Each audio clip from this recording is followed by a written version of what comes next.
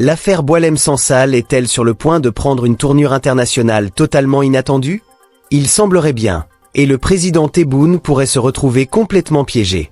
Près d'un an après l'arrestation de l'écrivain, une grande puissance européenne serait en train d'entrer dans la danse, plaçant le régime algérien face à un dilemme quasi insoluble.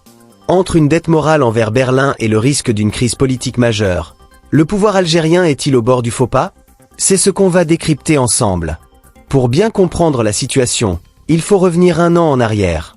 Le 16 novembre 2024, Boualem-Sansal, écrivain franco-algérien de 75 ans, est arrêté à son arrivée à l'aéroport d'Alger. Pour beaucoup, c'est un choc. Mais pour ceux qui suivent la scène politique algérienne, ce n'est pas vraiment une surprise. Sansal n'est pas n'importe qui.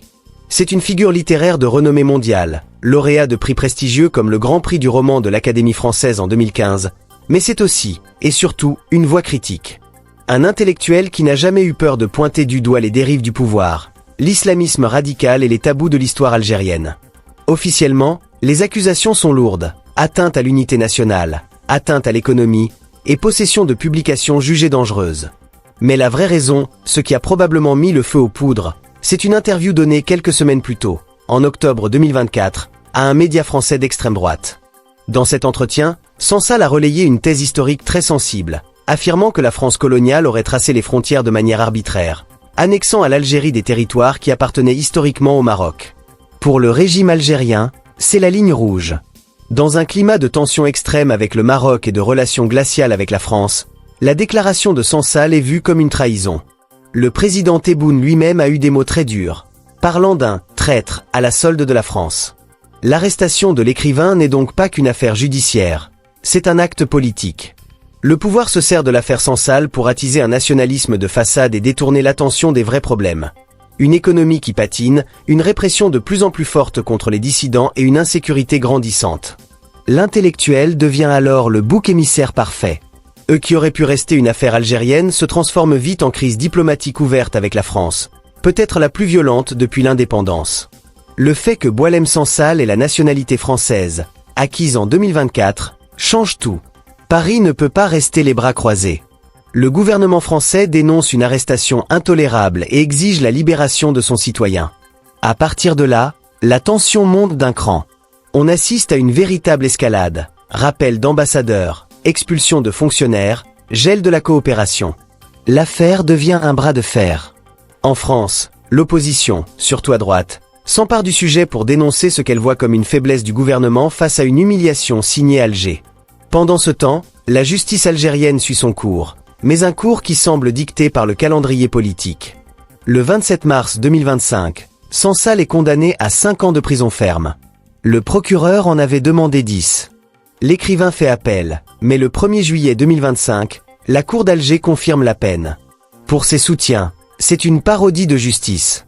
La mobilisation internationale s'organise. Des comités de soutien se créent en France et en Belgique. En guise de geste symbolique fort, il se dit même que l'Académie royale de langue et de littérature française de Belgique l'aurait élu comme membre le 11 octobre 2025, alors qu'il est toujours en prison. La France, de son côté, poursuit son dialogue exigeant, mais sans résultat. Le régime algérien reste inflexible, campé sur sa position. L'affaire semble dans une impasse totale.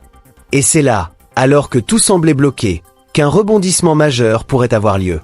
Le 10 novembre 2025, un acteur totalement inattendu serait entré en scène, l'Allemagne.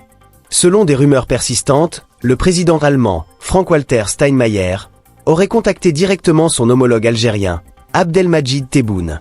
Le message, bien que formulé avec une grande prudence diplomatique, aurait été très clair. Steinmeier n'aurait pas formulé une exigence, mais un appel solennel à un geste humanitaire. Il aurait demandé la grâce de Boualem-Sansal et proposé son transfert en Allemagne pour y recevoir des soins. Les raisons invoquées sont purement humanitaires, l'âge de l'écrivain, qui approche les 80 ans, et son état de santé fragile. Ses soutiens affirment en effet qu'il souffre d'un cancer de la prostate. Le président allemand aurait enrobé sa demande en soulignant que ce geste serait une marque de vision politique et reflèterait les bonnes relations entre les deux pays. L'intervention de l'Allemagne, si elle est avérée, n'a rien d'anodin. Pourquoi Berlin? Parce que l'Allemagne est un partenaire économique et politique de premier plan pour l'Algérie.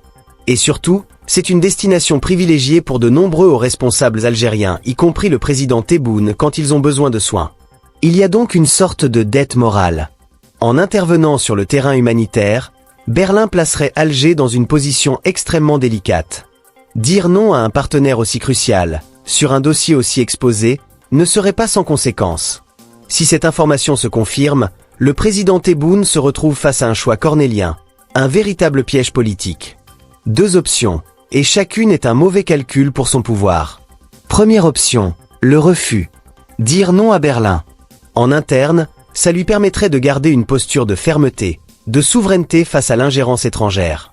Le message serait, l'Algérie ne plie pas, ni face à Paris, ni face à Berlin.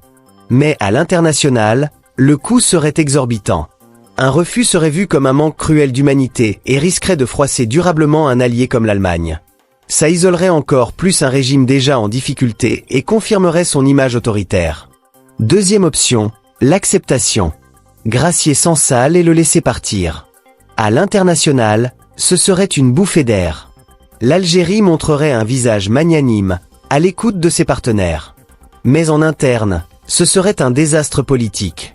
Le pouvoir passerait pour faible, cédant à la pression après avoir crié sa fermeté pendant un an.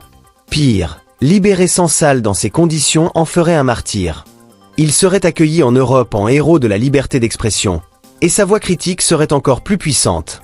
Pour un régime qui survit en faisant taire les dissidents, ce serait un terrible aveu d'échec. Dans les deux cas, le président Tebboune est perdant.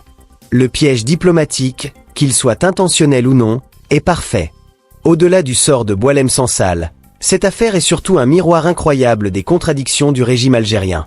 Elle expose au grand jour une vieille recette, utiliser un ennemi extérieur, ici la France, pour masquer ses propres échecs et resserrer les rangs autour d'un pouvoir fragile. Cette histoire nous montre un régime qui a plus peur des mots que des armes, un pouvoir où un romancier de près de 80 ans est vu comme une menace pour la sécurité de l'État.